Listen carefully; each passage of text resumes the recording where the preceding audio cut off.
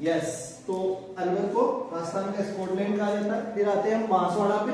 बांसवाड़ा को आदिवासियों का शहर कहा जाता है। बांसवाड़ा को क्या कहा जाता है? आदिवासियों का शहर कहा जाता है। और 100 द्वीपों का शहर कहा जाता है। 100 द्वीपों का शहर बांसवाड़ा को कहा जाता है। उसके बाद आता है डूंगरपुर। डूंगरपुर को कहा जाता है पहाड़ी नगरी। डूंगरपुर क्या कहा जाता है? पहाड़ी नगरी। उसके बाद आता है भरतपुर। भरतपुर को राजस्थान का प्रवेश द्वार भी कहा जाता है।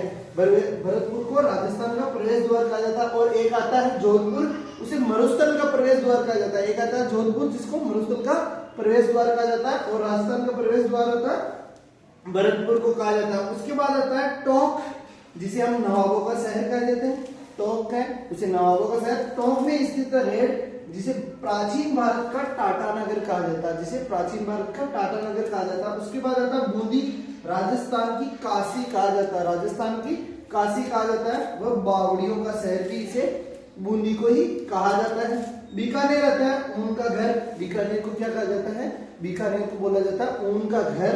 तथा उसके बाद में 1000 हवेलियों का शहर, यानी सबसे ज्यादा हवेलियां भी बीकानेर शहर में स्थित है, इसलिए 1000 हवेलियों का शहर भी कहा जाता है। फिर आता है नागौर, राजस्थान की धातु नगरी। नागौर को कहा जाता है राजस्थान की धातु नगरी। उसके बाद झालावाड़, राजस्थान का नागपुर व चेरापूंजी।